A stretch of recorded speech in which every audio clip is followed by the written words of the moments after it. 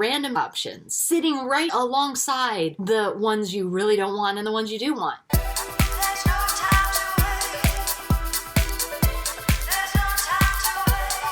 Law of attraction, it comes to you like a magnet. So there's this thing you want, and it can only come once you are a match for it. In Reality Transurfing, there's a slight nuance that for me makes it more digestible. Vadim Zealand, the author of the book, what it is there's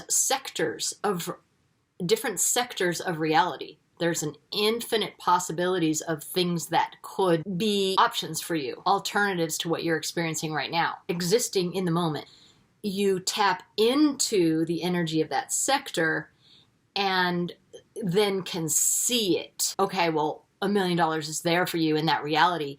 And then it's frustrating. It's like, well, how do I get it if it's there? How come I can't get it? And it just exacerbates the feeling of lack and frustration and not being able to get it. But contemplate this concept that those possibilities, not just the one you want, but a shit ton of other possibilities, the ones you don't want, the ones that are just random, like these are out there. And that I feel like that is easier because it's like you don't have to have the pressure of, oh, the one I want is out there and I can't get it. There's like, yeah, well, there's that one. And then there's the one of you selling ice cream or something. And if you imagine that crazy, weird, random one that you have no desire for, it's helpful because it just makes you realize the concept. It makes you get it. You're like, oh, okay. Because there's not this pressure inside you of desire or repulsion, right? You're not like, oh no, I don't want that. That's the bad one. I don't want it. It just activates the lack.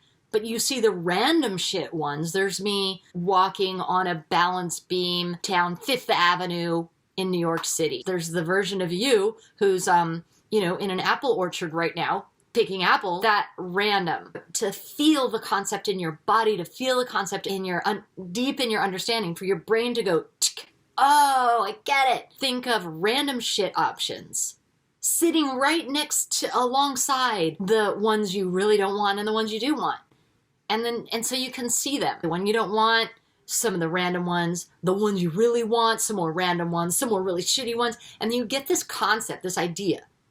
Oh, anything.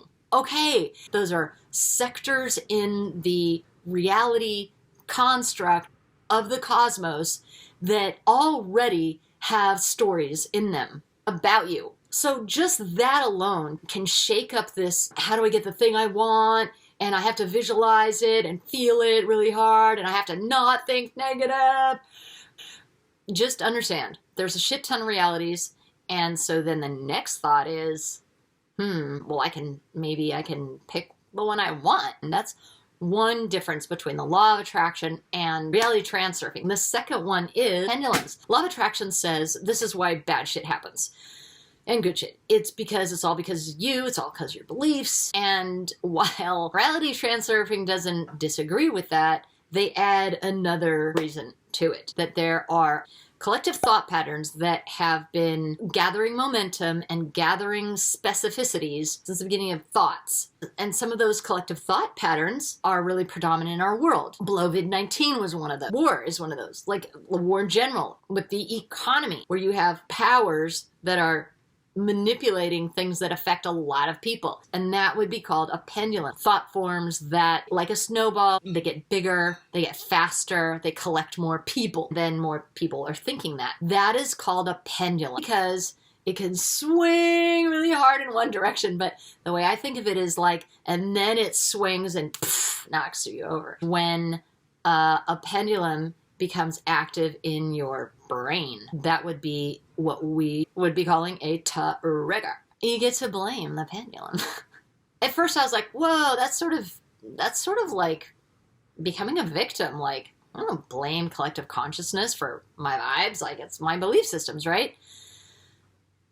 But the more I've been practicing this and thinking about this and applying this to my day-to-day life, I mean, the shit works. Because you can just be like, oh, wow, that's a pendulum trying to get me on board with it again. No, thank you, pendulum. It's way easier to say, no, I'm good. When I feel triggered, I will remind myself of these two key concepts that there are pendulums and that I'm caught in one, then I can eventually, if he had a bit of a frickin' temper tantrum, I can then say, okay, pendulum, I'm good. No thanks. Recognizing, oh, I'm in a pendulum.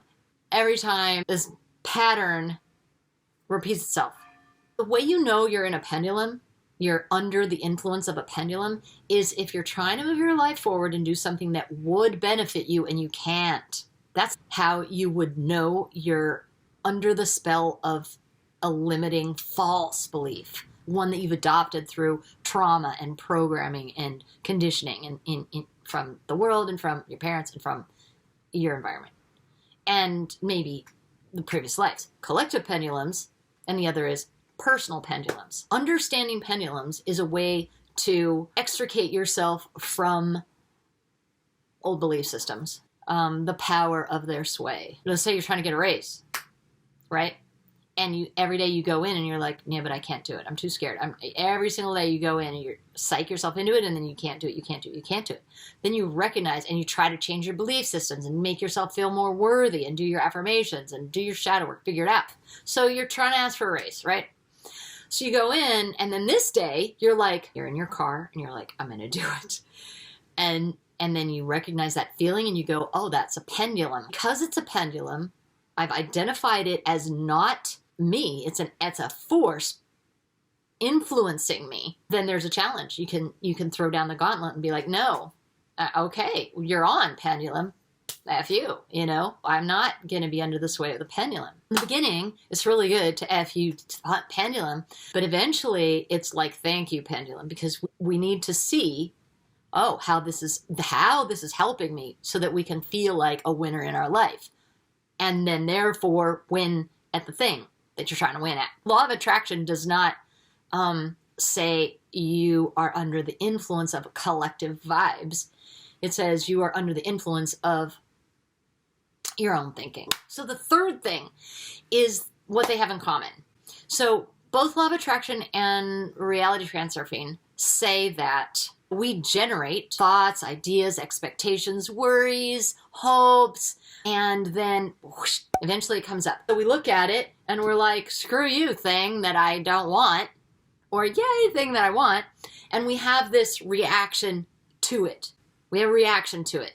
Look at the bank account, look at, your partner, outside whatever. And then you're like, that is, we all do it. I do it. We all do it. That's what we do.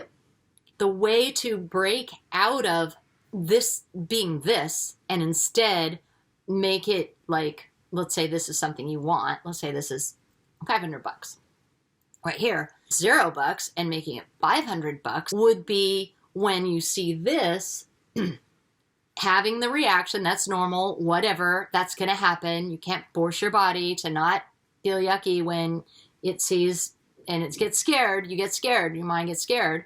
Kind of ignore that and go into your inner world and recognize that it is more powerful than this thing, right? Your bank account, the partner, the lack of a peaceful environment. It's all like, trying to scare the shit out of you so that your body freezes up, and then you stay in this lower vibe, shitty vibe, giving energy to the pendulum, giving it power, right? That's where the pendulum concept comes in really handy. So we're playing the blame game here, and it is powerful.